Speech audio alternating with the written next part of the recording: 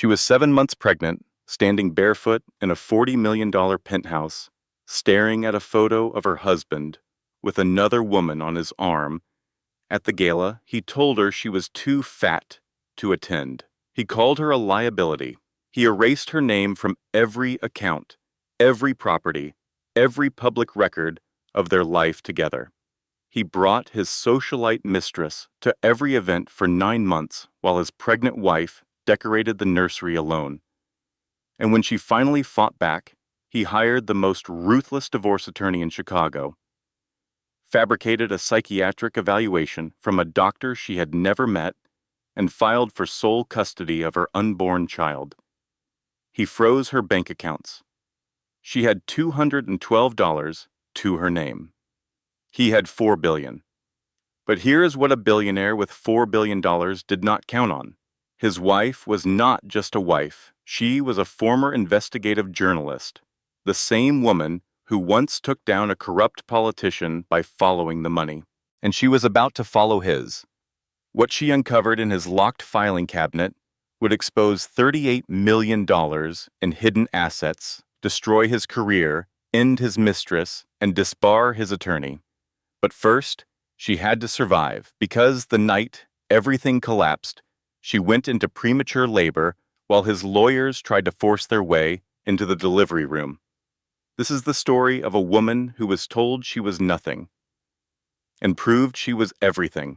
Stay until the end, because the moment she walks into that gala in an emerald dress will be the most satisfying 2 minutes you have heard all year. This story will remind you of 2 truths you should never forget. Your voice is not a liability. It is the most powerful thing you own. And when someone hides you, it was never about your weakness. It was always about their fear of your strength. Now, family, if you are ready for this journey, hit that subscribe button right now and turn on notifications so you never miss a story. Drop a comment and tell me, have you ever been made to feel invisible by someone who was supposed to love you? Like this video if you believe every woman deserves to be seen, and share it with someone who needs to hear this today. Because somewhere right now, a woman is sitting in her own golden cage thinking she has nothing. Let us remind her she has everything. Let us get into it. She stood in the bathroom of a penthouse she did not own, holding a phone that showed her a life she was no longer part of. 7 months pregnant, bare feet on heated marble, one hand on the curve of her belly, where her daughter turned and kicked, the other hand gripping a phone so tightly the screen protector cracked at the corner. The photo had been posted 43 minutes ago by Chicago Style magazine. High resolution, perfect lighting, the kind of image that gets shared 10,000 times before breakfast. Richard Weston III stood on a red carpet in a black tuxedo. His jaw was sharp. His smile was practiced. His silver watch caught the flash from a dozen cameras, and on his arm, pressed close enough that their shadows merged into one, was a woman named Sloane Fairchild, blonde, slim, radiant in a white beaded gown that caught the light like crushed diamonds. Her hand rested on Richard's forearm with the easy confidence of someone who belonged there. The caption underneath the photo read, "Weston Crown, CEO, and partner Sloane Fairchild light up the Chicago Museum Gala." Partner. Maggie read the word 3 times. Each time it cut a little deeper. She scrolled down. There were more photos, 12 in total. In 11 of them, Sloane was by Richard's side, laughing, touching his shoulder, leaning in to whisper something that made him smile. In one photo, his hand rested on the small of her back, fingers spread wide, possessive and proud. There was no photo of Maggie. There had not been a photo of Maggie at any of his events in 9 months. 9 months. The exact length of a pregnancy. The exact length of time it had taken him to replace her completely. She heard him in the bedroom, the clink of cufflinks against the dresser, the hiss of a tie being pulled through a collar. She walked out of the bathroom and stood in the doorway. He was facing the mirror, knotting his tie with the mechanical precision of a man who had done it 10,000 times. "Can we talk about this?" she said. She held up the phone. The screen glowed between them like a small accusation. He did not turn around. "Talk about what?" "This." She stepped closer. "You and her, at the gala. You told me it was a bored dinner. You said spouses were not invited." Richard glanced at the phone and the mirror's reflection. His hands did not stop moving on the tie. "Sloan is the face investors expect, Margaret. She represents a key partnership. It is about optics." "Optics?" "Yes, optics." He smoothed his tie, adjusted the knot. "You are 7 months pregnant. You want to waddle down a red carpet and embarrass the brand?" The word waddle went through her like a blade. She opened her mouth, closed it, opened it again. "I am your wife." He turned then, finally looked at her. His eyes moved from her face to her belly, and back again, and in that fraction of a second she saw it. The assessment, the calculation, the quiet, clinical disappointment. "And I am providing for you," he said.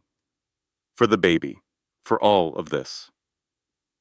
He gestured around the penthouse. 2,200 square feet of floor-to-ceiling windows overlooking Lake Michigan. Marble countertops, a nursery she had decorated alone in soft grays and whites, with a mobile that played a lullaby when you wound it up. Everything beautiful, everything expensive, everything cold. He picked up his briefcase, crossed the room, kissed her forehead the way you would pat a child who had asked a question you did not feel like answering. "I have a meeting. We can talk tonight." They would not talk tonight. She knew this the way she knew the weather pattern of her own marriage. He would come home late or not at all. He would text business dinner from whatever restaurant Sloan had chosen, and Maggie would be here, in this beautiful prison, alone with a baby who was not born yet, and a silence so heavy it pressed against her lungs. The front door closed. The lock clicked. The penthouse settled into its usual quiet. Maggie stood there for a long time. Then she looked down at her belly and spoke softly. "It is okay, little one. Mama is figuring this out. Have you ever been erased by the person who swore to love you? Have you ever watched someone parade a replacement in public while you raised their child in private? If you have ever been told you are too much of one thing and not enough of another, this story is for you. Stay with me, because what Maggie does next will remind you who you really are. But first, family, hit that subscribe button right now. You do not want to miss what is coming. Maggie Sinclair did not grow up in a penthouse. She grew up in Champaign, Illinois, in a house with a chain-link fence and a backyard garden where her father grew lilies. Her dad, Frank Sinclair, was a mechanic. He came home every night with grease under his fingernails and a habit of singing off-key while he washed his hands at the kitchen sink. Her mother, Diane, was the toughest woman Maggie had ever known. Diane had put herself through law school at night while raising 2 kids and working days as a court clerk. She became a family court judge in Champaign County and spent 26 years on the bench, watching marriages fall apart and deciding who got the children. She retired at 60 with a small pension, a reputation for fairness, and absolutely no tolerance for nonsense. Maggie inherited her father's warmth and her mother's steel.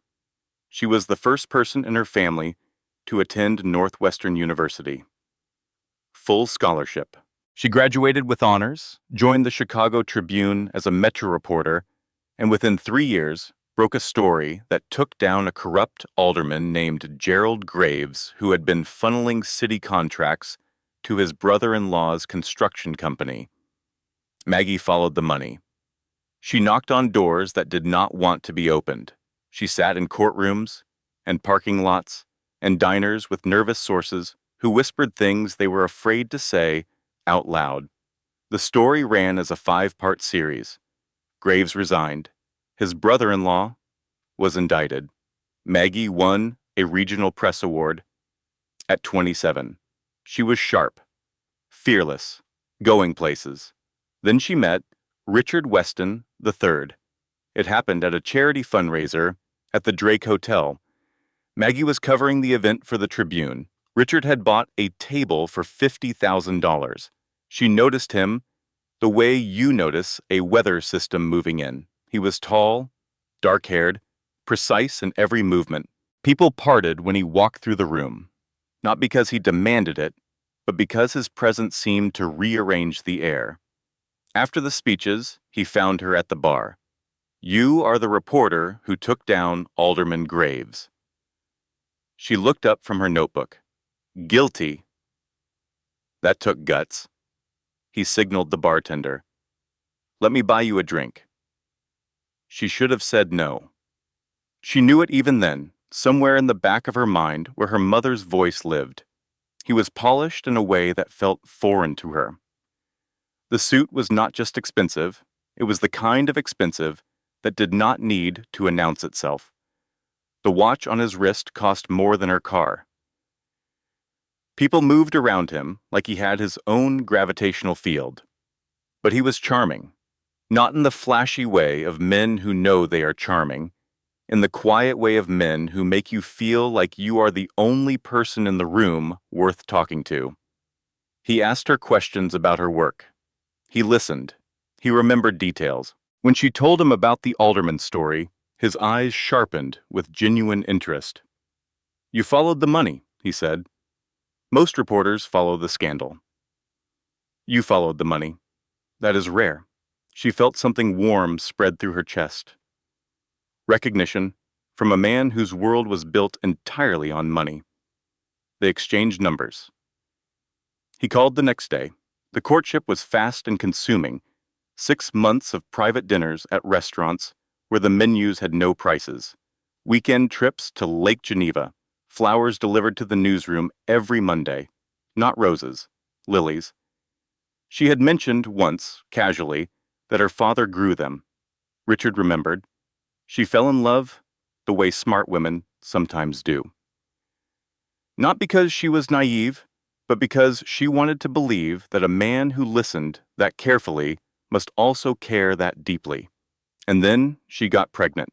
She told him on a Sunday morning in his kitchen. She had practiced the words in the mirror. She was terrified.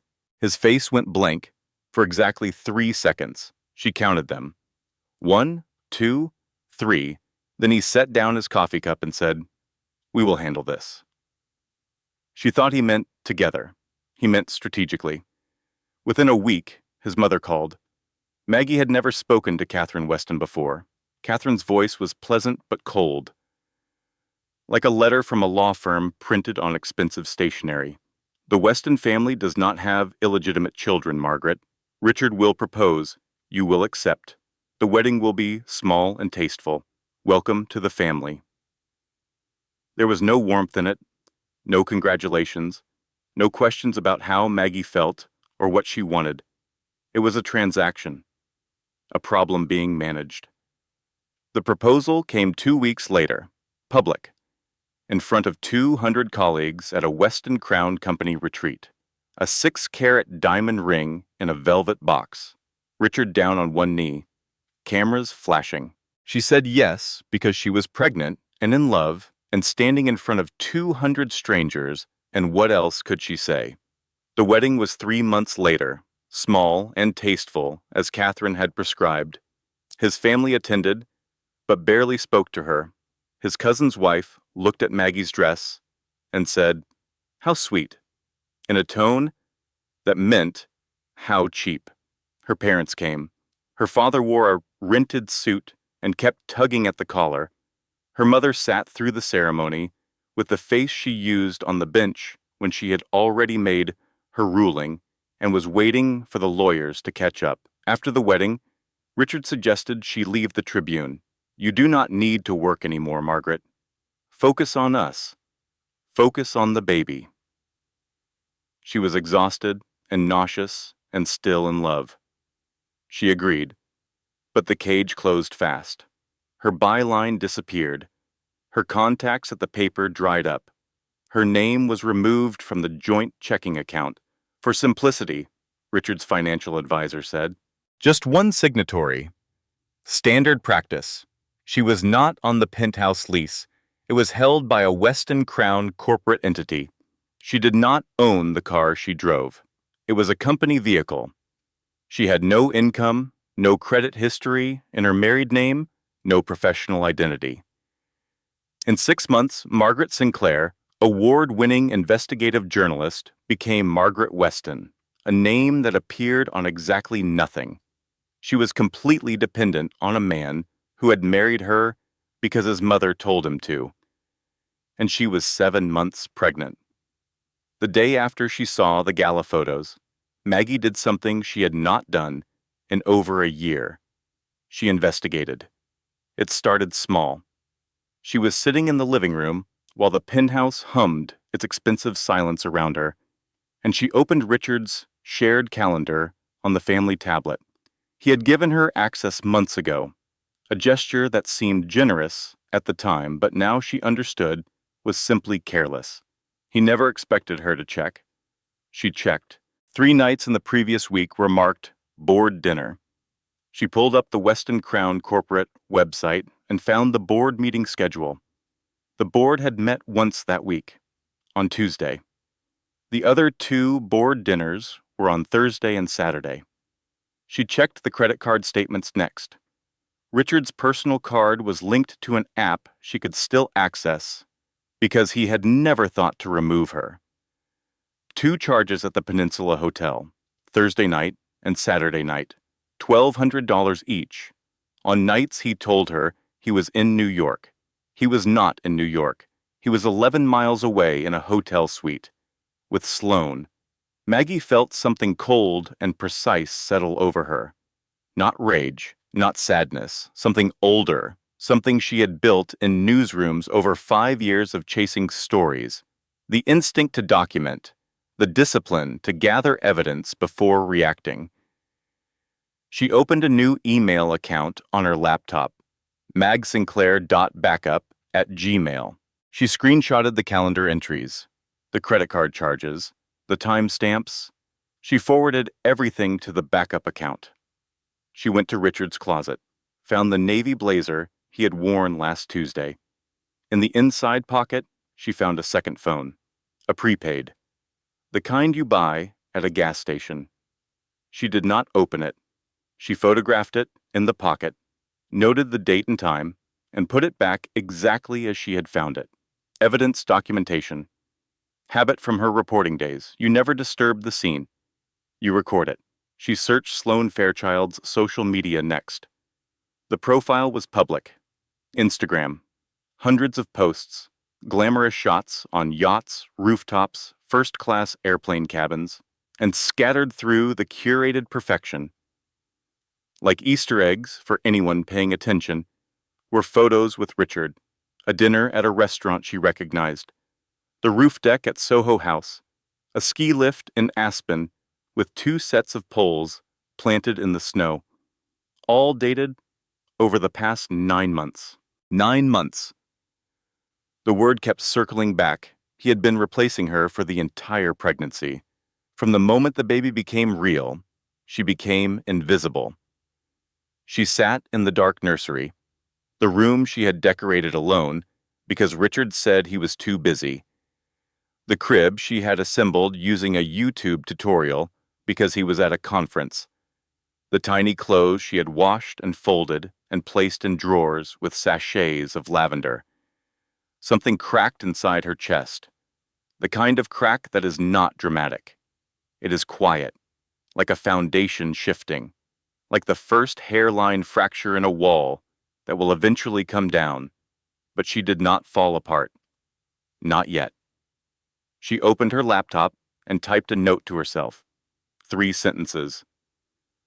Document everything, Trust no one. Protect the baby. She closed the laptop, put her hand on her belly, felt her daughter kick. I know, she whispered. Mama is working on it. Over the next 3 days, Maggie gathered evidence with the methodical patience of the journalist she still was underneath the penthouse and the pregnancy and the silence. She tracked Richard's movements through the shared calendar and cross-referenced them with credit card charges. She cataloged every discrepancy. Every lie had a receipt. She screenshotted Sloane's social media posts and archived them using a web tool in case they were deleted later. She saved each one with the date and a note about what Richard had told her he was doing that night. She recorded the second phone's location in his blazer 3 more times, always in the same pocket. Always after a night he claimed to be elsewhere. She did all of this between 2 a.m. and 4 a.m., sitting at the kitchen counter in the dark while Richard slept in the guest room. Her hands shook every time. The baby pressed against her ribs. She drank decaf tea and kept going. By Wednesday, she had a folder in her backup email with 47 pieces of documented evidence spanning 9 months of lies. Then she made the decision that changed everything. She decided to confront him, but not from emotion, from strategy. She wanted his reaction on the record. She waited until Sunday morning. Richard came downstairs at 8. He made himself an espresso, sat at the kitchen island with the Financial Times spread before him. He was wearing a cashmere robe and the calm expression of a man who believed he was the smartest person in every room. Maggie stood on the other side of the island. She placed her phone face down on the marble counter. The voice memo app was recording. Richard, I know about Sloane. He did not look up from the paper. Know what? 9 months. You have been taking her to every event for 9 months. Hotels, Aspen, the Gala, all of it. Now he looked up. She watched his face move through 3 stages: surprise, calculation, and then a settling, like a man deciding which mask to wear. He chose annoyance. Sloane is a strategic partner. She represents a key investment group. I have explained this. She represents you replacing me. He set down the paper, stood, adjusted his cufflinks.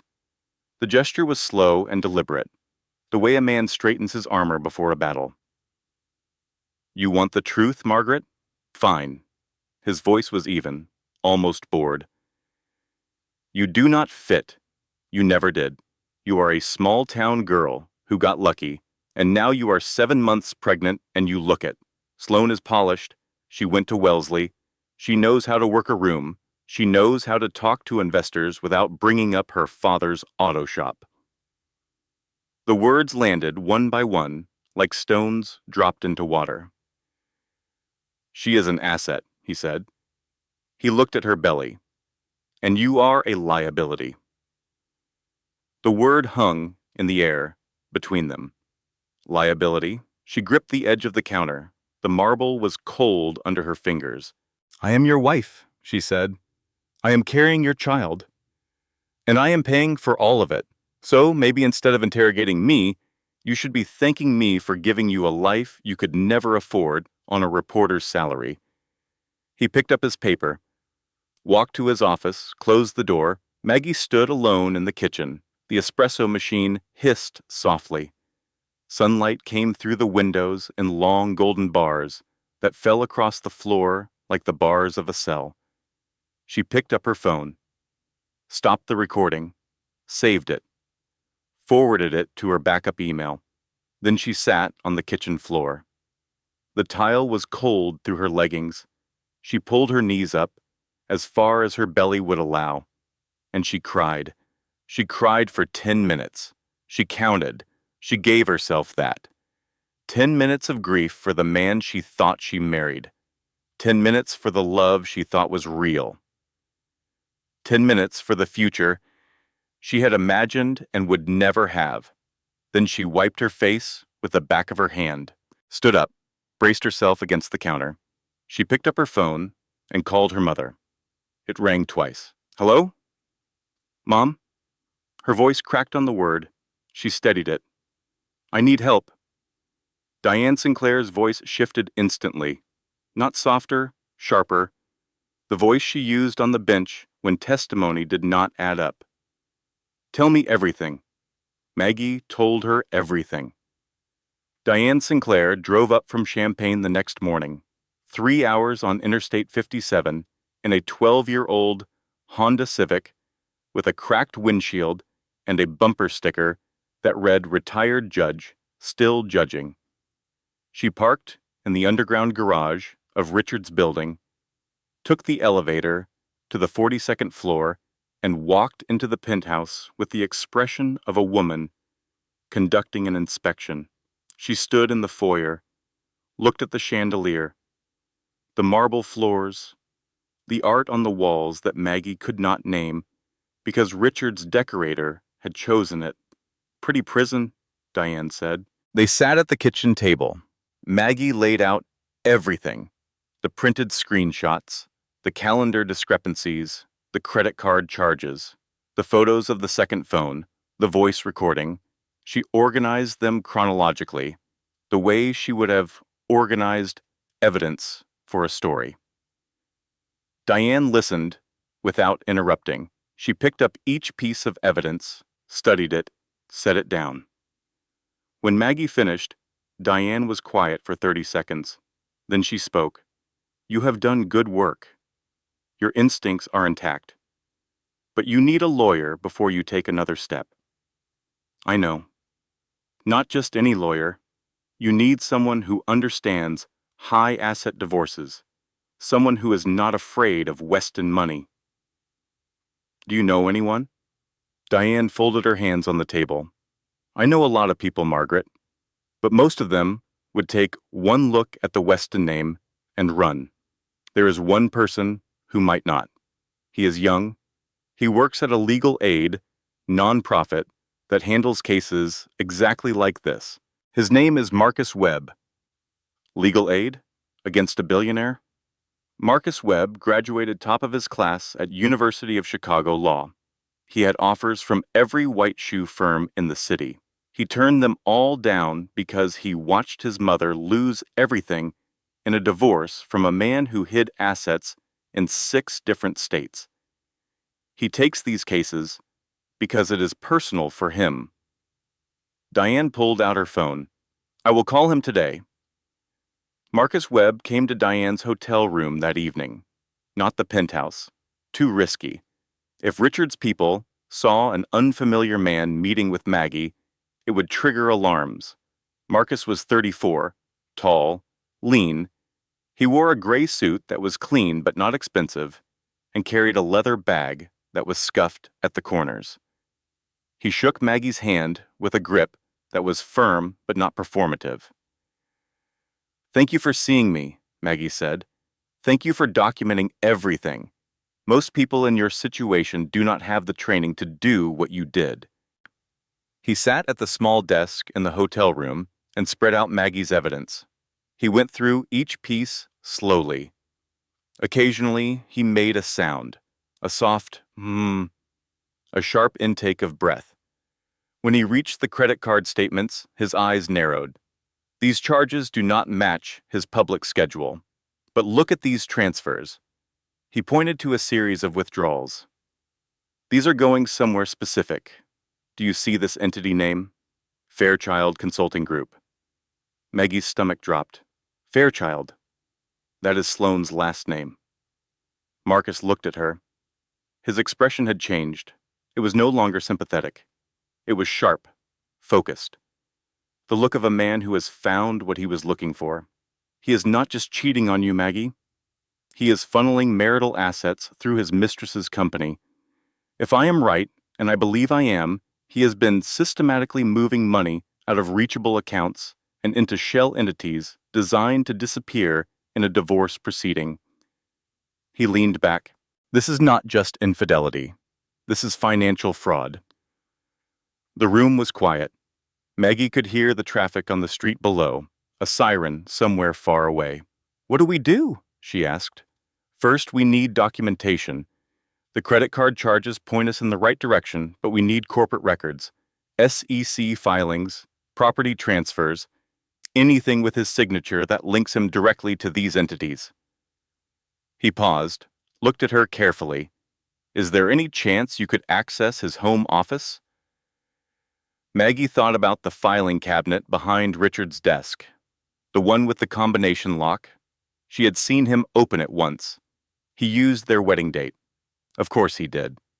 The most meaningless date in his life, used as a password to protect his secrets from the woman it was supposed to bind him to. "I can get in," she said. That night, Richard was at a dinner, with Sloane, presumably. Maggie waited until 8:30, then she walked into his office. The room smelled like him. Leather and cedar, and the faint chemical scent of dry-cleaned wool. She went to the filing cabinet, entered the wedding date. The lock clicked open. Inside, 3 drawers. The first held tax documents and insurance policies. The second held bank statements, dozens of them, multiple accounts, transfers highlighted in yellow. The third drawer held what Marcus needed: wire transfer confirmations to Fairchild Consulting Group, corporate registration documents for 2 LLCs in Delaware, a property deed for a condominium in the Cayman Islands held by an entity called SF Trust. SF, Sloane Fairchild. Maggie photographed every page, 67 documents in 45 minutes. Her hands were shaking so badly that some of the photos were blurred. She deleted those and took them again. She sent everything to her backup email and to Marcus. She closed the cabinet, spun the lock, walked to the door. She paused in the hallway. Her heart was hammering. The baby kicked hard, twice, as if to say, "Hurry up." She went to bed, lay in the dark, put both hands on her belly. "Almost there, baby girl," she whispered. "Almost there." Marcus called the next morning at 7:15. His voice was electric. "Maggie, this is bigger than I thought. $38 million. He has moved $38 million into shell companies. Fairchild Consulting, 2 Delaware LLCs, the Cayman Islands Trust, all within the last 10 months, all while you were pregnant." He paused. "This is textbook dissipation of marital assets. When a spouse intentionally moves money to prevent the other spouse from receiving their share in a divorce. A judge will not look kindly on this. What happens next? I file for an emergency protective financial order that freezes his ability to transfer any more assets until the court reviews the situation. I also file a preliminary divorce petition on your behalf, citing financial fraud and infidelity." For the first time in months, Maggie felt something she had almost forgotten: hope. It was small and fragile, like a match struck in a dark room, but it was there. She called Diane. "Marcus says we have a real case. He is filing today. The judge could freeze everything." Diane was quiet for a moment. Then she said what mothers say when they know the storm is not over. "Good, but do not underestimate him, Margaret. Men like Richard do not lose quietly." That night, Maggie slept deeply for the first time in weeks. She dreamed of lilies, her father's garden, the smell of turned earth and clean water. In the dream, she was planting something new. She did not know what it was yet, but the soil was warm. She whispered to her belly before she fell asleep, "We are going to be okay, little one. Mama has got this." She was wrong. She did not have it. Not yet. Not even close. 7 a.m. Tuesday morning, a knock on the penthouse door. Maggie was in the kitchen, making tea. She was wearing sweatpants and one of Richard's old Northwestern sweatshirts that she had claimed months ago because it was the softest thing she owned. Her hair was up. Her feet were swollen. She looked exactly like what she was, a pregnant woman at home on a Tuesday. She opened the door. Two men in dark suits. The taller one held a manila envelope. Margaret Weston? Yes. He handed her the envelope. You have been served. She stared at the envelope. The men left. She closed the door and stood in the foyer, holding the envelope like it might detonate. She opened it.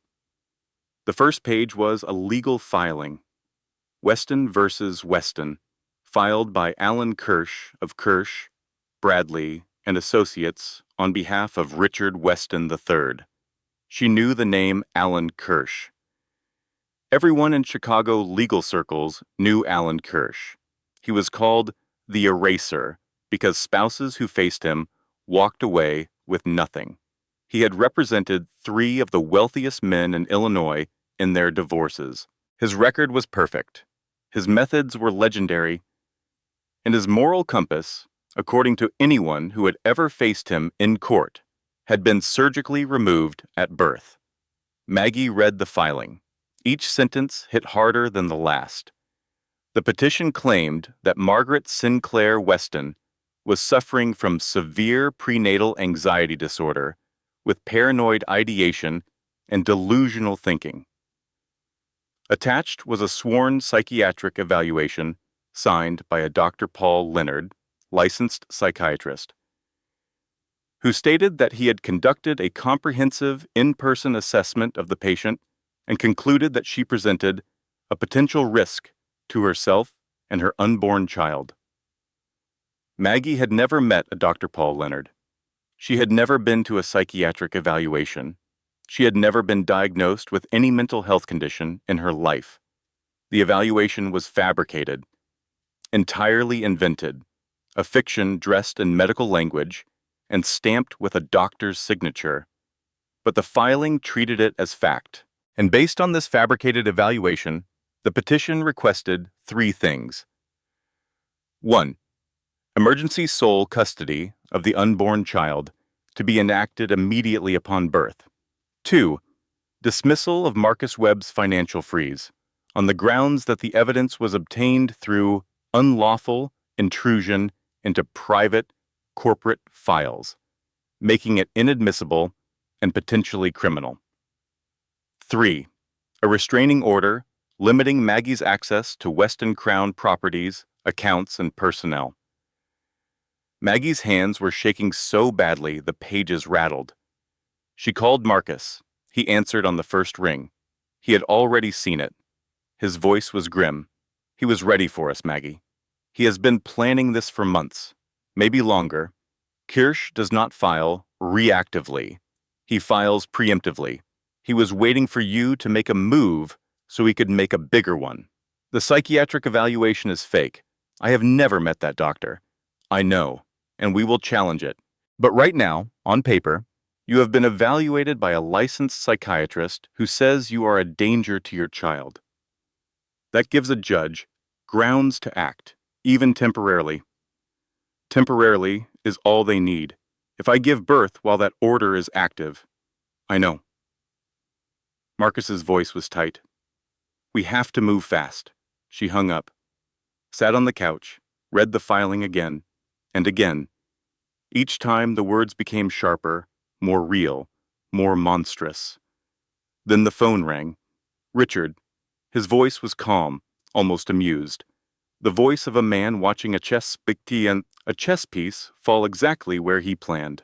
I assume you received the papers. The psychiatric evaluation is a lie, Richard. I have never met that doctor. Dr. Leonard is a respected professional. His assessment is thorough. It is fabricated, and you know it. A pause, then softly, Margaret, you thought you could outmaneuver me? You hired a legal aid attorney and a retired small-town judge, and you thought that would be enough? His voice dropped.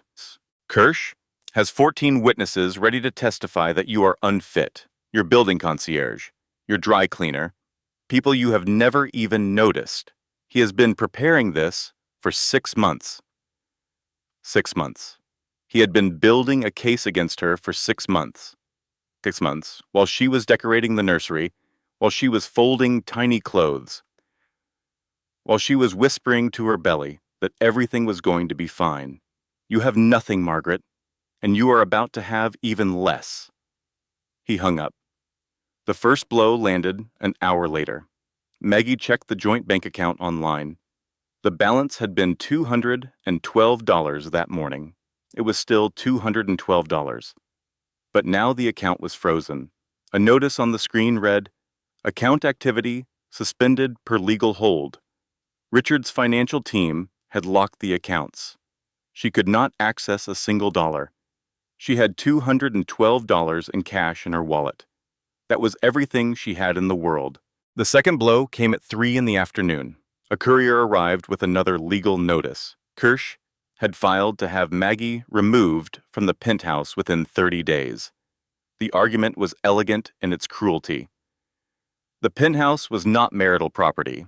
It was held by Weston Crown Realty, LLC, a corporate entity wholly owned by Richard. Maggie was, legally speaking, a guest in her own home, and her welcome had been revoked. She was being evicted, 7 months pregnant, with $212. The third blow came at 6 that evening. Diane called. Her voice was tight, with a fury that Maggie had only heard once before, when a defendant in Diane's courtroom had lied under oath about abusing his children. "Maggie, someone leaked the custody filing to the press." "What?" "It is on every gossip site in Chicago. The headline says, 'Weston wife's mental breakdown, billionaire CEO files for custody of unborn child.' They are using the psychiatric evaluation. They are quoting it. They are calling you unstable." Maggie turned on her laptop. She typed her own name into a search engine. The results filled the screen, headline after headline, her face pulled from an old Tribune staff photo next to Richard's polished headshot. "Billionaire CEO seeks emergency custody of unborn child," citing wife's deteriorating mental health. Sources close to Weston say his wife has been behaving erratically for months. Is the Weston marriage over? Inside the dramatic collapse. And the comments. God, the comments. Gold digger got caught. Now she is playing victim. He should take that baby. She sounds crazy. Team Richard. That man deserves better. Maggie closed the laptop. The screen went dark. She saw her own reflection in it, pale, exhausted, 7 months pregnant and sitting in a $40 million penthouse that she would be thrown out of in 30 days. She had no money, no home lined up, a fabricated psychiatric report labeling her insane, a husband with a $4 billion war chest and the most ruthless divorce attorney in the state. And her name was being dragged through every comment section on the internet. She walked to the nursery, stood in the doorway, looked at the crib she had assembled, the tiny clothes in the drawers, the mobile with the little stars. She wound it up, the lullaby played, tinny and sweet, the kind of melody that promises everything will be all right. She listened until it wound down, then she sank onto the floor and put her hands on her belly. "I have nothing," she whispered. The baby kicked. Maggie closed her eyes, felt her daughter move inside her, and somewhere beneath the fear and the grief and the crushing weight of everything that had just happened, a small voice said something. Not a voice from outside, a voice from inside, from the part of her that had once sat in parking lots with nervous sources and chased stories that powerful men did not want told. The voice said, "You have the truth, and you know how to write." She opened her eyes, wiped her face, stood up. She picked up her phone and called Marcus. "I need to know something. The prenuptial agreement. Is there a confidentiality clause?" Marcus paused. "Yes. Standard bilateral clause. Neither party can publicly discuss the terms of the marriage or the financial arrangements. Bilateral means both sides are bound." "Correct. And if one side breaches it first, if, say one side leaks sealed custody filings to the press. Marcus was quiet for a long moment. Then he said, "Then the clause is void. A bilateral agreement requires mutual compliance. If one party breaches, the other is released." Maggie smiled. It was the first time she had smiled in 3 days. It was not a happy smile. It was the smile of a woman who had just found the crack in the wall. "Good," she said. "Remember that." Family, if you think this is where Maggie breaks, you do not know Maggie yet. But before we see what she does next, I need you to hit that like button, because this woman is about to teach a billionaire that the most dangerous person in any room is a mother with nothing left to lose. Stay with me. She moved out of the penthouse on a Saturday. Diane drove up from Champaign with the Honda Civic and a borrowed pickup truck. They loaded Maggie's clothes, her laptop, a box of personal documents, and the contents of the nursery, the crib, the tiny clothes, the Star Mobile. Richard was not home. He had not been home in 4 days. The doorman, Eddie, helped them carry boxes to the truck. He did not make eye contact. When they were done, he held the lobby door open and said quietly, "Good luck, Mrs. Weston." "Sinclair," Maggie said. "It is Sinclair." Diane's apartment was above a bakery on Armitage Avenue in Lincoln Park. The building was old, the stairwell smelled like flour and butter and the faint sweetness of rising dough. The apartment was 2 bedrooms, a galley kitchen, a living room with radiators that clanged at night, like someone tapping the pipes with a wrench. Diane had cleared out her sewing room. She had set up the crib against the wall, hung curtains with little daisies, and placed a second-hand rocking chair by the window. On the dresser, she had put a framed photo of Frank Sinclair standing in his garden, holding a bouquet of lilies, grinning at the camera. Maggie sat on the twin bed, 8 months pregnant, $212, a suitcase, a laptop, a backup email full of evidence she could not legally use. "It is not much," Diane said from the doorway. "It is everything," Maggie said, and she meant it. The first week was the hardest. Not because of the apartment or the money or the cramped kitchen where she and Diane bumped elbows making dinner. The hardest part was the internet. The story had legs. The leaked custody filing had turned Maggie into a public character, and the public had decided who she was without asking her. The comments were relentless. Another gold digger crying victim. She trapped a billionaire with a baby, and now she is mad he moved on. Classic. Team Richard, she looks unstable, honestly. If she was so smart, why did she need his money? Each comment was a small wound, individually survivable. Together, they bled. Richard did a television interview on a Thursday morning show. He wore a navy sweater, no tie. He spoke softly. He looked into the camera with the practiced vulnerability of a man who had been coached by a team of publicists. "I just want what is best for our child," he said. "Maggie is going through a very difficult time, and I am trying to give her the space she needs. It is heartbreaking.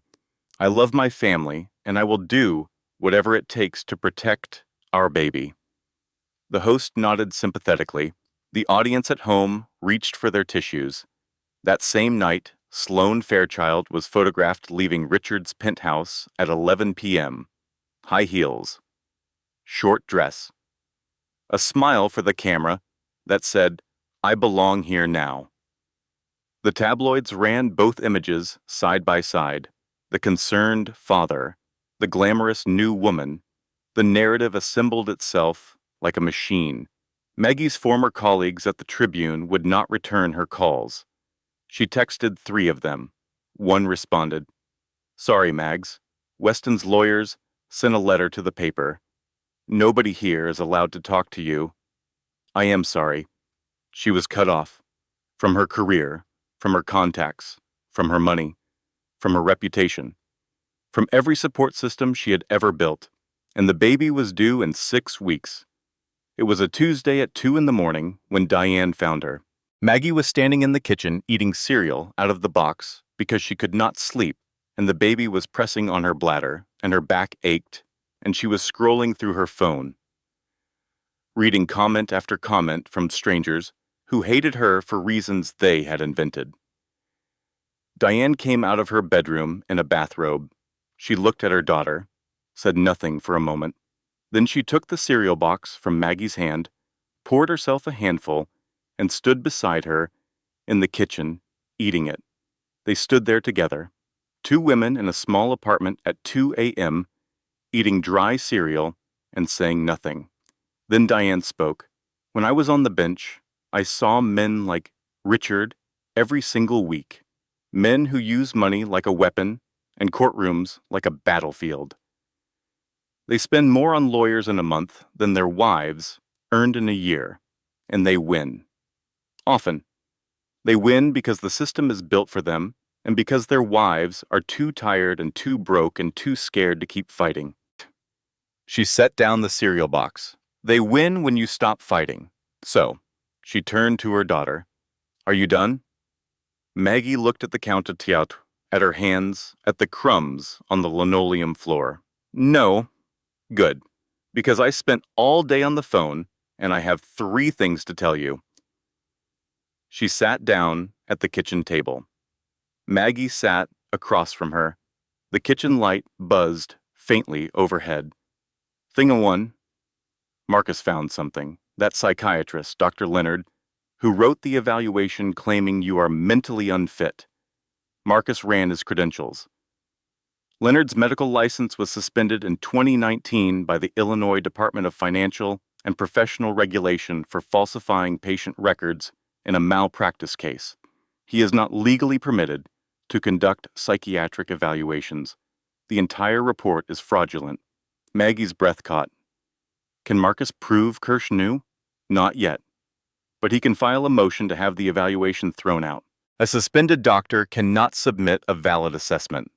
That buys us time. Thing 2, I called in a favor. An old colleague from the bench knows a forensic accountant named Grace Holloway. She specializes in hidden marital assets.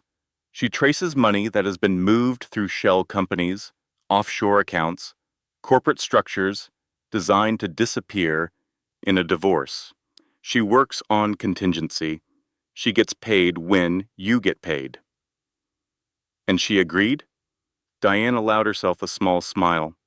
I told her the story. She agreed in under 10 minutes. Grace will build the entire financial case using only public records, SEC filings, Delaware corporate registrations, property transfer records, nothing from your photographs. Clean evidence, legally bulletproof. Thing 3. I spoke with a legal advocacy group called First Voice. They provide emergency support for financially abused spouses.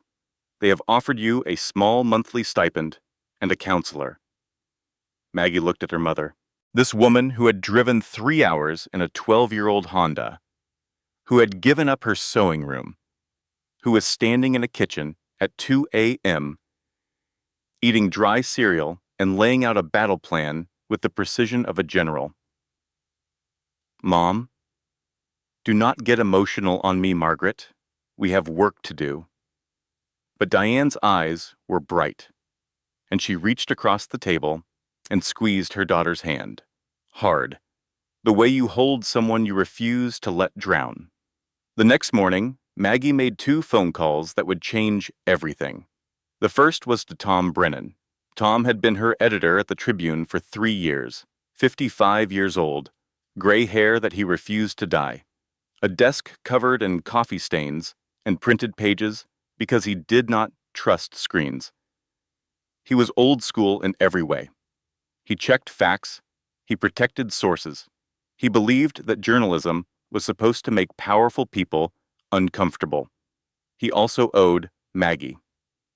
The Alderman story had been the biggest piece the Tribune ran that year. It was Maggie's reporting, but it was Tom who had fought to run it, who had argued with legal, who had put his name on the line. Tom, I know the paper killed the story. I know Weston's lawyers sent a letter, but I need you to hear me out, not as my friend, as a newsman. He sighed, the sound of a man caught between loyalty and self-preservation. I am listening. Weston Crown has funneled $38 million through Sloan Fairchild's consulting company into shell entities. His attorney submitted a fabricated psychiatric evaluation from a doctor whose license was suspended for falsifying records. This is not a gossip story, Tom. This is financial fraud and obstruction of justice. This is the kind of story that wins awards. Long pause. She could hear him tapping his pen against his desk. An old habit. I cannot assign it officially. Weston's lawyers are watching the newsroom. Then do not assign it. Just do not stop your people from looking. That is all I am asking. Another pause. I will see what I can do. The second call was not a call. It was a decision. Maggie sat at her mother's kitchen table with her laptop open and a cup of decaf tea that was growing cold. She stared at the blank screen. Then she started typing. She did not write a legal brief. She did not write a letter to Richard. She did not write an op-ed or a plea for sympathy. She wrote a blog post. The title was simple. When Your Home is a Cage, Understanding Financial Abuse in Marriage. She wrote about what it feels like to have everything. A penthouse, a ring, a name, and still have nothing. No money in your own account. No lease with your name on it. No car you own. No credit history. No way out.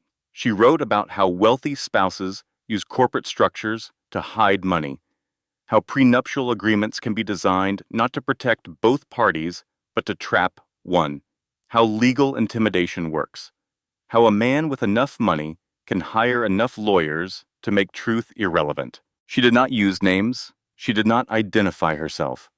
She wrote it anonymously and posted it on a simple WordPress site she built in 20 minutes. She shared it from a throwaway social media account with no profile photo and no bio. The first post got 400 views. She wrote a second post the next day. The Playbook: How Wealthy Spouses Weaponize the Legal System. It got 2,000 views. The third post, The Psychiatrist Who Never Met Me, Fabricated Evaluations and Custody Warfare, got picked up by a women's advocacy organization with 300,000 followers. They shared it with a note that read, "This is more common than you think." Within 2 weeks, the anonymous blog had 90,000 readers.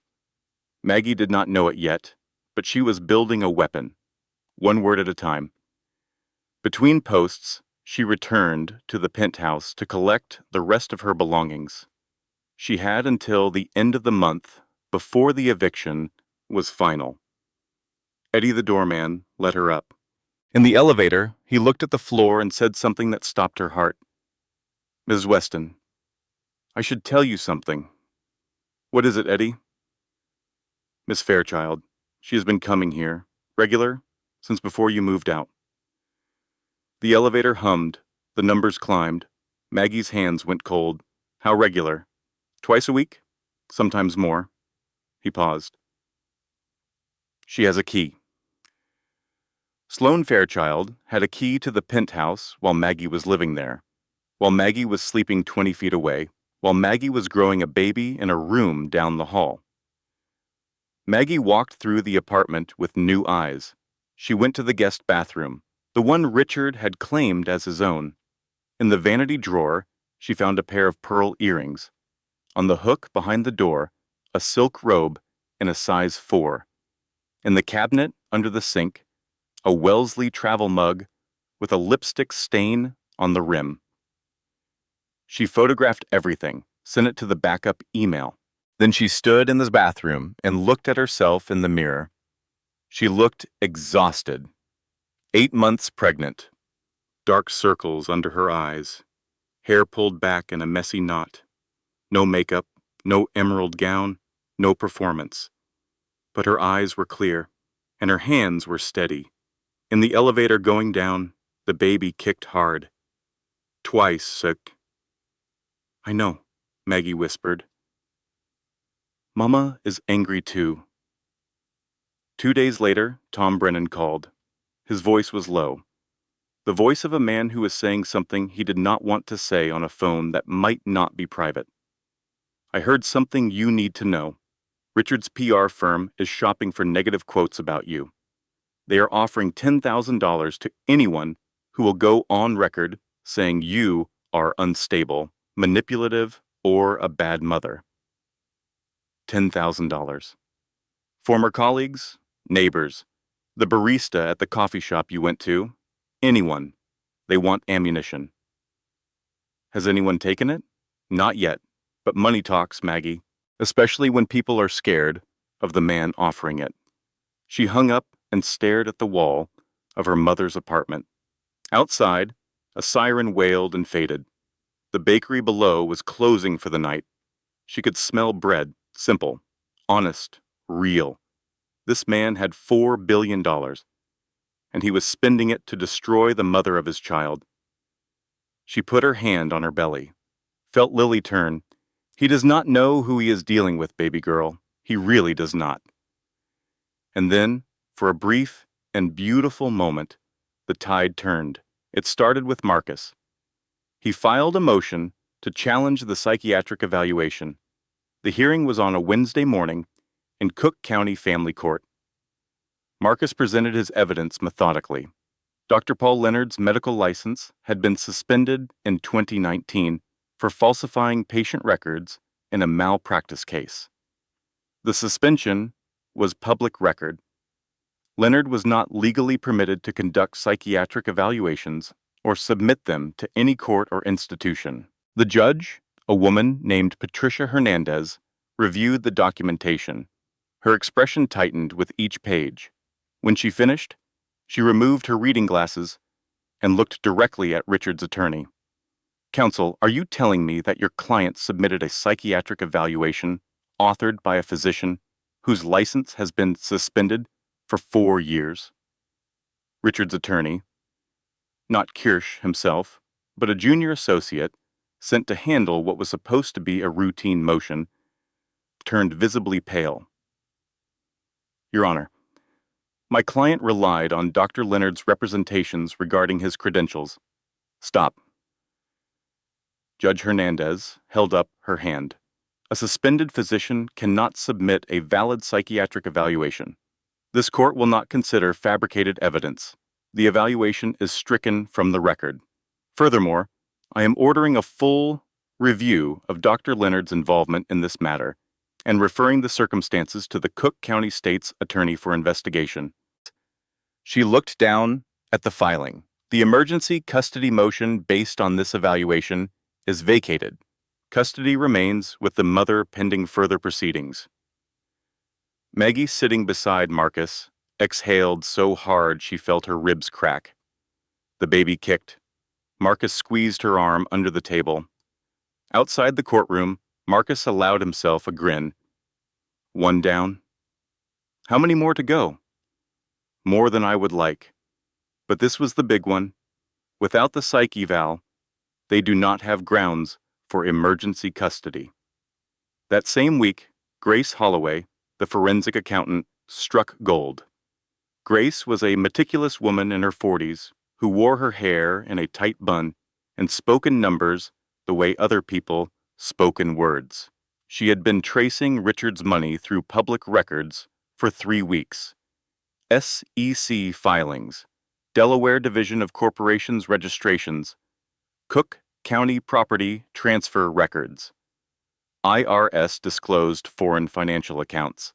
She called Marcus on a Friday afternoon. I found it. All of it.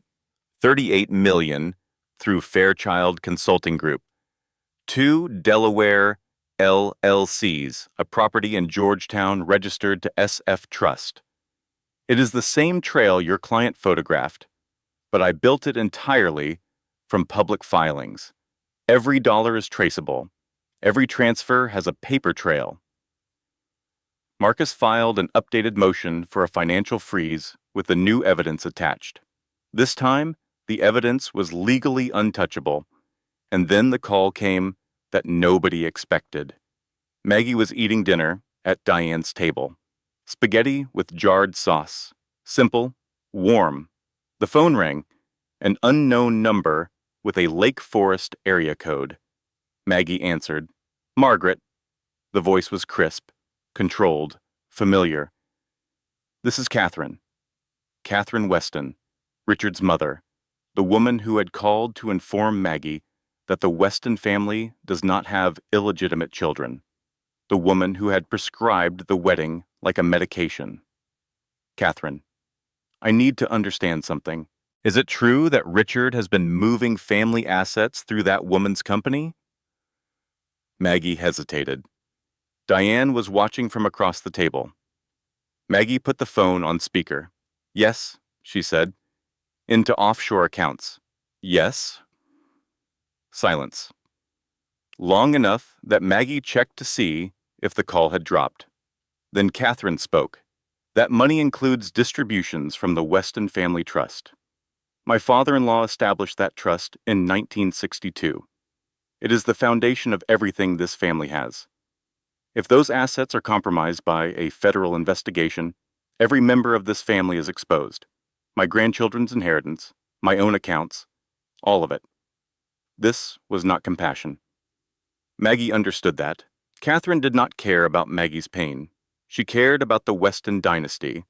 But the dynasty was threatened, and that changed the math. I am not trying to destroy the family, Catherine. I know what you are trying to do, Margaret. You are trying to survive. I respect that more than you realize. She hung up. No goodbye.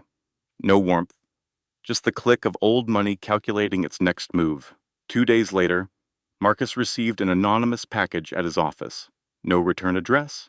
Inside, copies of internal Weston Crown financial memos, signed by Richard, authorizing the transfers to Fairchild Consulting and the Delaware LLCs. There was also a handwritten note on heavy cream-colored paper.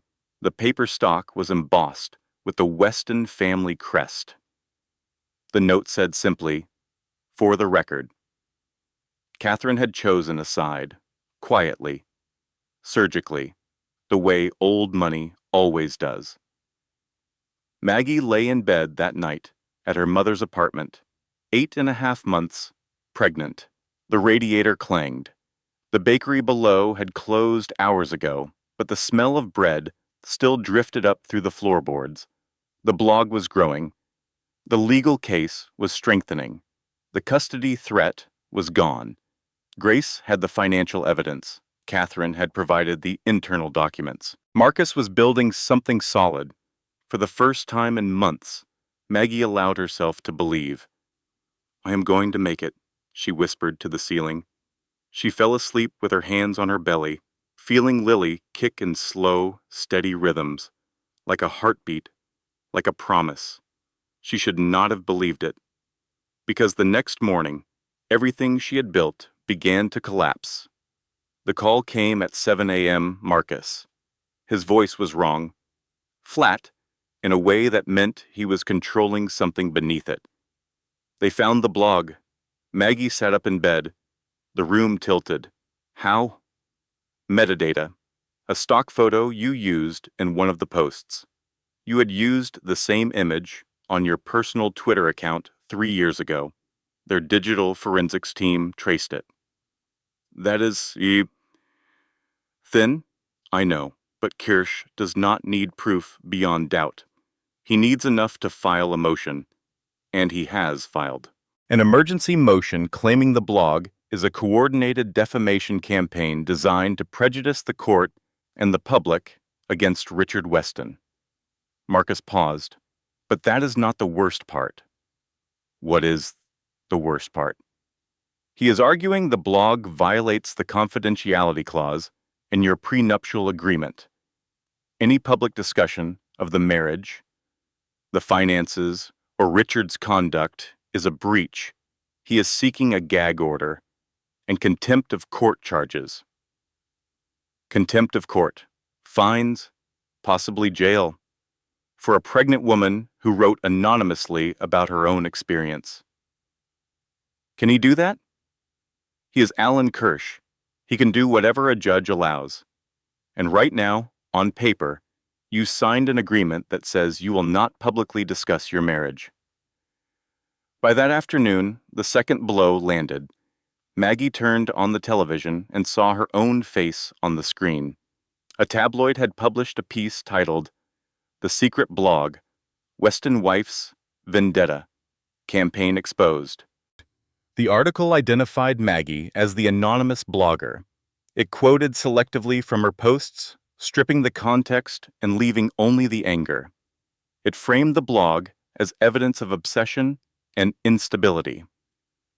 A woman consumed by revenge rather than focused on the welfare of her unborn child. The women's advocacy group that had shared her posts sent an email that afternoon, polite, regretful. Given the recent developments, we have decided to remove the shared content from our platforms pending clarification. The sympathy Maggie had been building for 2 weeks evaporated in 12 hours. The comments flipped. The narrative reassembled itself. See, she is crazy. She has been running a secret hate blog. This proves Richard was right to file for custody. Vindictive woman uses the internet to destroy her husband. Classic.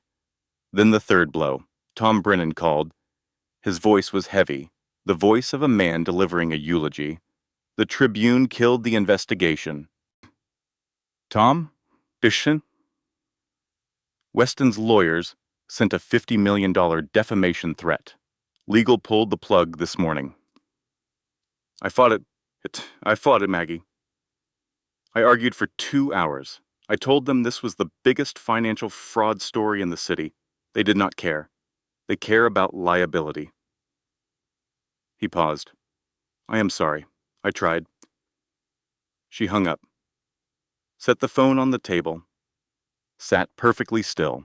Blog exposed. Gag order pending. Investigation dead. And Marcus called 15 minutes later with one more piece of shrapnel. Kirsch has filed to reinstate the custody motion. He is arguing that the blog demonstrates an unhealthy fixation on vengeance that renders you psychologically unfit for primary custody. The hearing is in 2 weeks. 2 weeks. She was 8.5 months pregnant. She had $212 and a blog that had just been turned into a weapon against her. Everything she had built was rubble. Again. That night, she could not sleep. She lay in bed and stared at the ceiling and listened to the radiator clang and felt the baby move and tried to breathe. Now, here's a question for you, family. Have you ever built something from nothing? Have you ever taken the broken pieces of your life and arranged them into something that looked like hope, and then watched someone with more money and more power and more lawyers kick it all down? If you have, then you know what Maggie felt that night. Not just fear, not just anger, something deeper, the exhaustion of being outgunned, the loneliness of fighting a war that nobody else can see. But here's what I have learned. The moments that define us are not the moments when we are winning. They are the moments when we have every reason to quit and we do not. Stay with me, because Maggie did not quit. The stress hit her body before her mind had time to process it. It happened 5 days later, 3 a.m. She woke to a crushing pain low in her abdomen and wetness on the sheets. Not water. Something sharper. Something wrong. Mom, she could barely raise her voice. Mom, Diane appeared in the doorway in her bathrobe. She took one look and moved with the speed and precision of a woman who had spent 30 years making decisions under pressure. Hospital. Now. The drive to Northwestern Memorial took 17 minutes. Diane ran 2 red lights. Maggie gripped the door handle with one hand and her belly with the other and tried to breathe through contractions that came faster than they should have. Lily was not due for 4 more weeks. It is too early, Maggie whispered between breaths. Babies come when they come, Diane said. Her voice was calm. Her knuckles on the steering wheel were white. In the emergency room, everything moved fast. Monitors, IV lines, a doctor with kind eyes and quick hands who said, "You are dilated to 6 centimeters. This baby is coming tonight." Between contractions, Maggie's phone buzzed. A text from a number she did not recognize. "You should have stayed quiet, sweetie. Some women just are not built for this world." The message was signed with a single letter. S. Sloan. Maggie showed the phone to Diane. Diane's face went to stone. She took the phone, screenshotted the message, forwarded it to Marcus, and put the phone in her purse. "That woman just handed us evidence on a silver platter," Diane said. "Focus on the baby. I will handle the rest." Marcus called Diane 20 minutes later. She stepped into the hallway. "Kirsch has filed a motion to have a legal representative present at the birth to observe and document the mother's mental state for the custody case."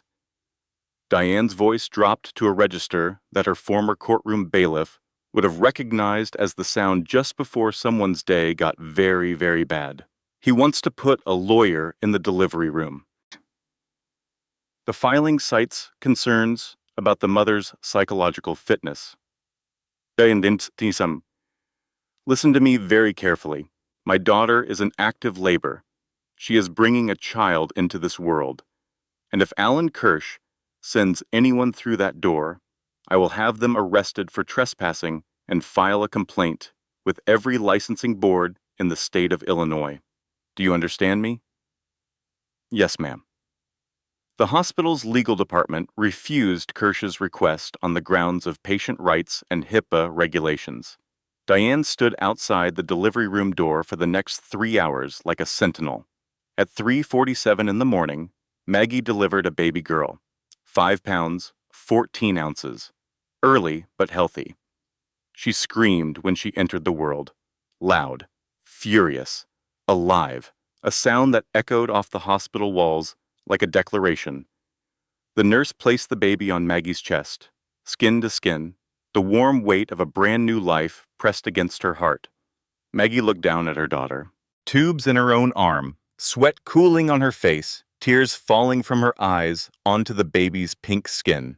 She named her Lily, after the flowers her father grew in the backyard in Champaign, after the thing that grows from dirt and reaches toward the light. "Nobody takes you from me," she whispered into Lily's dark hair. "Nobody." But she had 72 hours. Marcus had obtained an emergency stay on the custody motion. 72 hours before a judge would hear arguments on whether Lily should be removed from her mother. 3 days, a newborn baby, a hospital bed, and the most important fight of her life. Family, I need you to pause with me right here. This woman just gave birth in a hospital room while a billionaire's lawyers tried to walk through the door. She is holding a 5-pound baby girl, and she has 3 days to prove she deserves to keep her. If that does not light a fire in your soul, I do not know what will. Do not skip ahead. Stay right here, because what Maggie does in the next 72 hours will change everything. Hour 1. Maggie was lying in the hospital bed with Lily asleep on her chest when Marcus arrived. He came in quietly, pulled a chair to the bedside, set his bag on the floor. "How do you feel?" "Like I was hit by a truck that I then have to drive." She managed a weak smile. "What do we have? 72 hours? I'm going to use every single one." He laid out the plan while Lily slept, and the monitors beeped, and the hospital hummed its late-night rhythm around them. Step 1 was Dr. Leonard, the fraudulent psychiatrist who had written the evaluation. Marcus had already subpoenaed him. The deposition was scheduled for 8 a.m. "He's going to crack," Marcus said. "Men who fabricate documents for money are not brave men. When he realizes he is facing potential criminal charges, he will talk." Step 2 was the prenuptial confidentiality clause. Kirsch was using it to silence Maggie. But Marcus had a counter-argument. The clause is bilateral. Both parties are bound. Richard breached it first when his team leaked the sealed custody filing to the press. Every gossip site in Chicago ran it. That is a clear breach. Once one party violates a bilateral clause, the clause is void. Your blog is not a violation because there is no valid clause left to violate. Step 3 was the article, the real one, the one Maggie was going to write. Not anonymous this time, Marcus said. Your name, your face, everything on the record. And if the gag order goes through, it will not.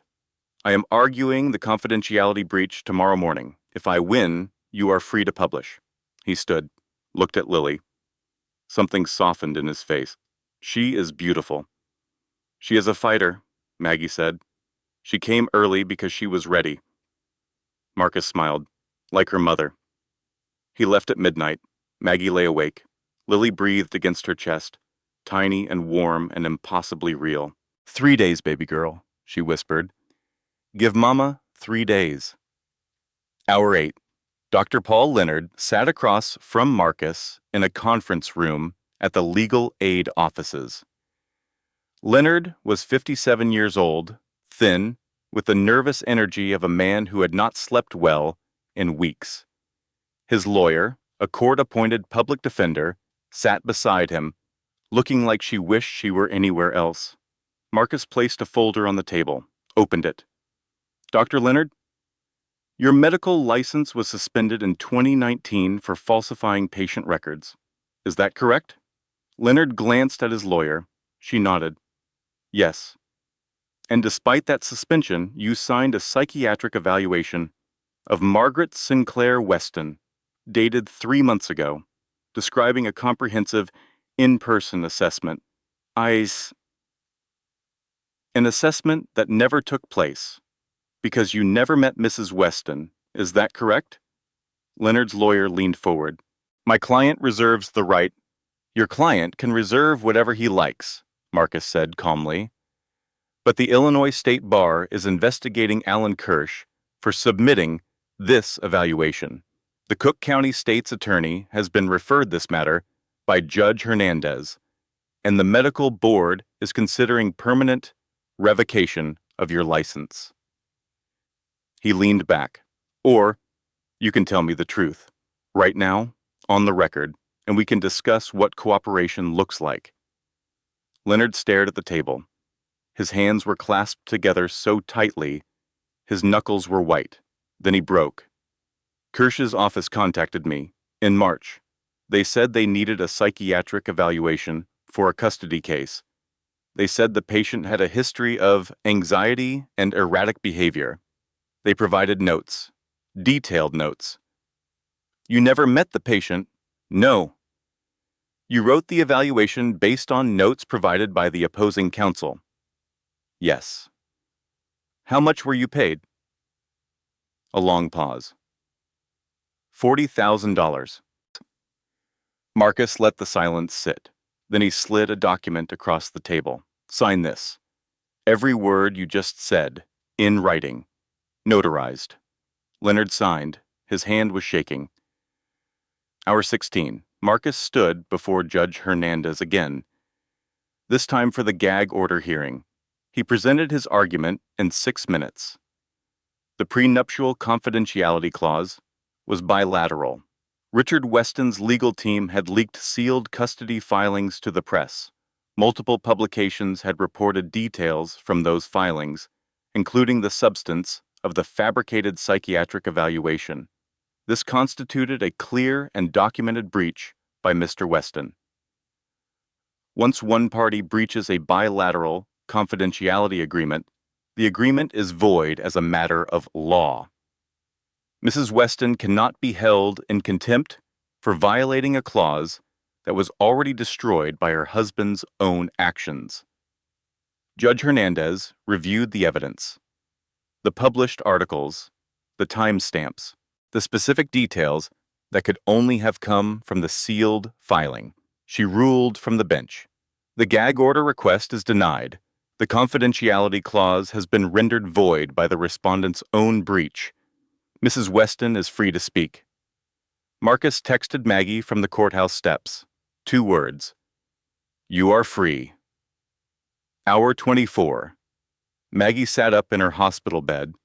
Lily was asleep in the bassinet beside her. The room was quiet.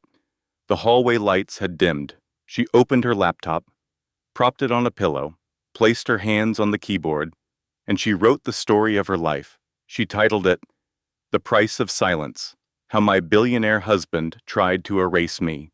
She wrote the way she used to write for the Tribune, clean, precise, every sentence earned, every claim supported. She did not write from anger. She wrote from evidence. The shell companies, sourced from SEC filings and Delaware corporate records that Grace Holloway had compiled. The fabricated psychiatric evaluation, sourced from Dr. Leonard's sworn deposition. The paid witness bounty, documented through Tom Brennan's sworn affidavit, confirming the $10,000 offers. The prenuptial trap, the financial isolation, the eviction from her own home, the attempt to take custody of an unborn child. She wrote about Sloane's text message during labor. She included the screenshot. She wrote about the penthouse doorman who told her Sloane had a key, about the pearl earrings and the silk robe in the guest bathroom. She wrote about eating cereal at 2 a.m. in her mother's kitchen because she could not sleep and had $212 to her name. She wrote about the mobile, with little stars, that plays a lullaby when you wind it up. And she wrote the last paragraph at 4 a.m, with Lily sleeping beside her and the city of Chicago glowing outside the hospital window. I am not writing this for revenge. I am writing this because silence nearly killed me. Because a man with $4 billion tried to erase a woman with 212, and the only weapon she had was the truth. I am a journalist. I was trained to follow the money and tell the story. This is the story, and I am done being silent. She published it at 11 p.m. the following night. Tom Brennan shared it from his personal social media account, not the Tribune's, his own. A quiet act of defiance from a man who had been ordered to stop caring, but could not. Then a former Tribune colleague shared it. Then 2 more. Then 10. Then the women's advocacy group that had pulled her posts reshared the article with a statement. We removed her earlier work under pressure, and we were wrong. We stand with Maggie Sinclair. A legal ethics watchdog organization posted it with analysis of the fabricated evaluation. A CNN producer's assistant flagged it for the morning editorial meeting. By midnight, it had 50,000 views. By 6 a.m., 400,000. By noon, 2.3 million. The story had a life of its own now, and no amount of money could kill it. Courtroom, 1407. Cook County Family Court. Maggie arrived at 8:45 in the morning. She had been out of the hospital for 36 hours. She was wearing a navy blue dress that her mother had bought at a department store on State Street. No designer label, no penthouse glamour. She looked tired. She looked determined. She looked real. Diane walked beside her, carrying Lily in a car seat. Marcus walked on her other side, with a leather bag that was scuffed at the corners and filled with 4 inches of documentation. The gallery was full.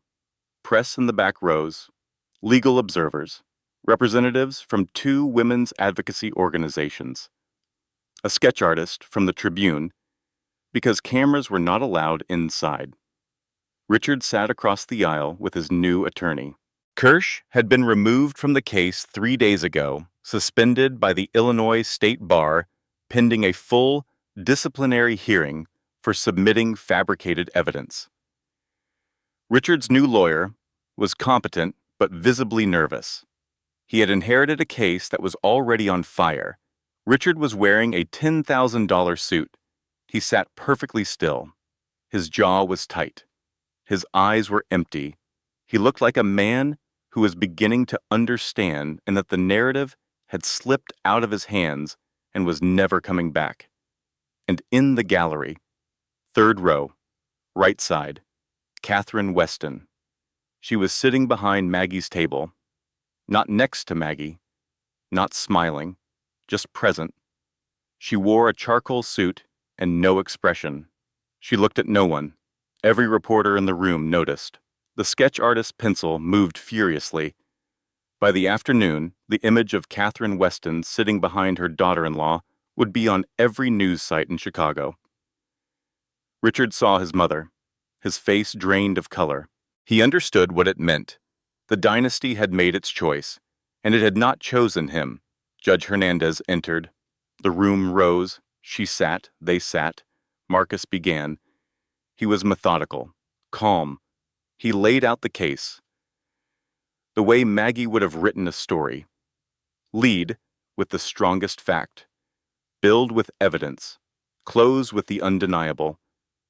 He presented Dr. Leonard's sworn deposition, $40,000 paid by Kirsch's office for a fabricated psychiatric evaluation of a woman the doctor had never met. He presented Grace Holloway's forensic analysis, $38 million in marital assets funneled through Fairchild Consulting Group into 2 Delaware LLCs and a Cayman Islands trust. Every transfer, documented through SEC filings and public corporate records. He presented the confidentiality clause breach. Sealed custody filings, leaked to the press by Richard's team, published across multiple outlets with specific details that could only have come from the filing itself. He presented Tom Brennan's sworn affidavit. Richard's PR firm had offered $10,000 to anyone willing to go on record with negative statements about Maggie. Tom had documented the outreach, the dollar amount, and the names of 3 people who had been approached. He presented the pattern of isolation, joint accounts frozen, name removed from property, career systematically dismantled, no income, no credit, no professional identity, a woman reduced to $212 and a suitcase. He presented Sloane Fairchild's text message, sent to Maggie during active labor. "You should have stayed quiet, sweetie. Some women just are not built for this world." Entered as evidence of coordinated harassment. Richard's attorney objected 7 times. Judge Hernandez overruled every one, and then Marcus played the recording. He connected his phone to the courtroom's audio system. The room went silent. Richard's voice filled the space. Clear, cold, unmistakable. "You do not fit. You never did. You are a small-town girl who got lucky. Sloane is an asset, and you are a liability. Go summum." The word liability echoed off the wood-paneled walls. It hung in the air like smoke. In the gallery, someone inhaled sharply. A reporter stopped writing. Richard stared straight ahead. His jaw was locked. His hands were flat on the table. He did not look at Maggie. He could not. Judge Hernandez removed her reading glasses. She set them on the bench. She looked at Richard for a long moment. Then she spoke. "Mr. Weston, in 32 years on this bench, I have presided over thousands of family court cases. I have seen custody disputes fueled by genuine concern, and I have seen them fueled by malice. I have rarely, in all those years, seen a more systematic, calculated, and comprehensive attempt to weaponize the legal system against a spouse." Her voice was steady. It carried the weight of a woman who had spent decades separating lies from truth. A fabricated psychiatric evaluation from a physician whose license was suspended. $40,000 paid for a document designed to take a child from her mother. Financial fraud on a scale that has been referred to the Securities and Exchange Commission. A coordinated media campaign to destroy a woman's reputation. An attempt to place a legal representative in a delivery room. She paused. And throughout all of this, a man who stood before cameras and told the public he simply wanted what was best for his child. She looked directly at Richard. He did not look back. This court does not manage liabilities, Mr. Weston. This court protects children. The ruling took 4 minutes to read. Full legal and physical custody to Margaret Sinclair Weston, effective immediately. Richard Weston III receives supervised visitation only, to be conducted at a court-approved facility, pending completion of a parenting evaluation by a court-appointed psychologist. Emergency forensic audit of all Weston Crown Holdings marital assets, with preliminary findings due in 90 days. Richard ordered to pay retroactive spousal support, child support, and all legal fees incurred by Margaret Weston, including the fees of Marcus Webb's firm. Referral to the Cook County State's Attorney for Criminal Investigation of Alan Kirsch and Dr. Paul Leonard. Referral to the Securities and Exchange Commission for investigation of asset transfers through Fairchild Consulting Group and related entities. Maggie sat perfectly still. She did not cry, did not smile, just breathed. When it was over, she turned to Marcus. "Thank you." He shook his head. "You did this, Maggie. Not me. I just carried the paper." She walked out of the courtroom. The hallway was bright with fluorescent light. Diane was standing by the window, holding Lily. Maggie took her daughter, pressed her face to that tiny warm head, inhaled the impossible sweetness of new baby skin. And then she cried. Not from sadness, not from relief, exactly. From something that does not have a name in English. The feeling of surviving something that was designed to destroy you and coming out the other side, still standing, still whole, still holding your child. The aftermath was precise. Richard Weston III was removed as CEO of Weston Crown Holdings by a unanimous vote of the board of directors, not a leave of absence, removal. The SEC investigation resulted in a $14 million fine for failure to disclose material financial transfers. The forensic audit revealed $42 million in hidden marital property. Under the court's order, Maggie received 60%. $25 million. Richard sold the penthouse, moved to a rental condominium in Scottsdale, Arizona. Alone. No board seat. No social invitations. No cameras. Sloane Fairchild, in a spectacular act of self-destruction, sold her version of events to a tabloid for $200,000. But in the interview, she casually confirmed details of the financial transfers that she could only have known if she had been directly involved. Specific account numbers, specific dates, specific dollar amounts. The SEC added her as a named co-conspirator in the investigation. Richard, in a final irony, sued her for breach of the non-disclosure agreement she had signed when their partnership began. The interview that was supposed to be her payday became the evidence that buried her. Alan Kirsch, the eraser, was permanently disbarred by the Illinois State Bar. 3 of his former clients filed motions to reopen their cases. The reputation he had spent 30 years building was gone in 30 days. Dr. Paul Leonard's medical license was permanently revoked. He was charged with fraud and conspiracy. He pleaded guilty to a misdemeanor to avoid trial and was fined $50,000. His name became a case study in legal ethics courses at 3 Illinois law schools. 6 months later, Maggie stood backstage at the annual Chicago Arts Foundation Gala.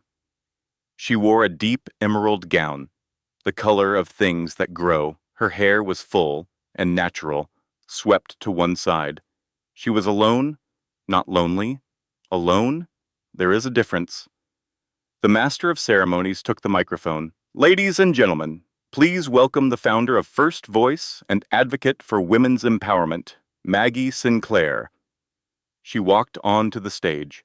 The lights were bright, the crowd was large. She took the microphone and stood in the warmth of a spotlight she had earned. 6 months ago, I was lying in a hospital bed, 36 hours after giving birth, writing the most important story of my life on a laptop balanced on a pillow while my daughter slept beside me. The room was silent, every ear tuned to her voice. A year ago, I had $212, a fabricated psychiatric evaluation with my name on it, a husband who told me I was a liability, and a world that believed him. She looked out at the crowd, faces she did not know, faces that were listening. I am not here tonight because I am brave. I am here because I refused to be erased. She paused. Let the silence hold. And I want every woman in this room to know something. Your voice is not a liability. Your voice is the most valuable thing you own. And no one, no amount of money, no legal threat, no man in a $10,000 suit gets to take it from you. Standing ovation. Immediate. Thunderous. The kind that begins in the chest before it reaches the hands. In the audience, Tom Brennan was on his feet.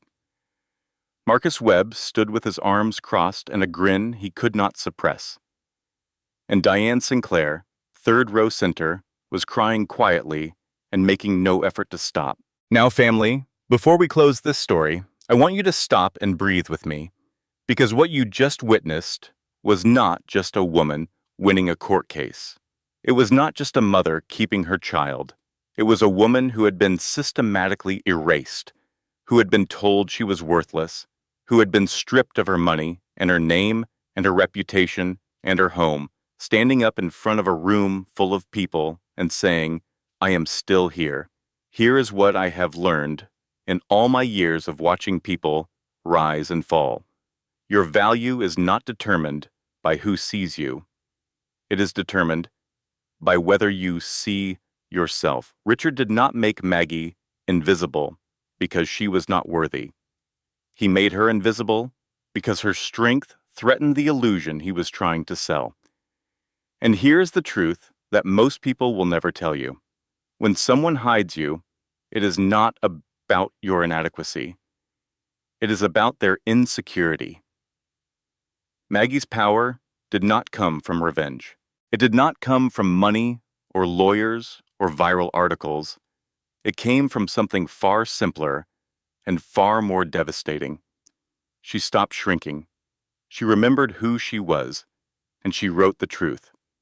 If you have ever been hidden, diminished, or told you are too much or not enough, hear me when I say this. You were never the problem. You were the threat. And the day you stop apologizing for your existence is the day you become unstoppable. Maggie's apartment in Lincoln Park was not a penthouse.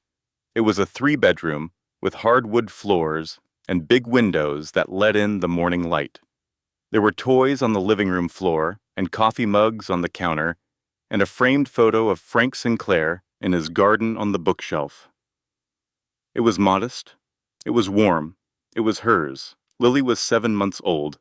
She was sitting on a blanket on the floor, grabbing at a stuffed rabbit with the fierce concentration of someone who had important business with that rabbit. Diane was in the kitchen, making coffee and humming a song she refused to identify. Maggie sat at her desk by the window. Her laptop was open. 3 emails waited on the screen. The first was from a publisher in New York. They wanted to turn her blog into a book. The contract was attached. The advance was generous. The second was from Northwestern University School of Law. They wanted her to deliver a guest lecture on financial abuse and family court systems. The third was from the Chicago Tribune. Tom Brennan had won a regional press award for his coverage of the Weston case, the same award Maggie had won 6 years ago for the Alderman story. The circle was closed. She smiled, opened a blank document on her laptop. The cursor blinked. She typed 5 words. Chapter 1, The Day I Disappeared. Behind her, Lily made a sound. Not a cry, a laugh.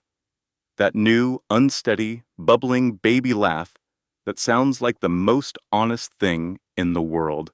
Maggie turned in her chair, picked her daughter up, held her close.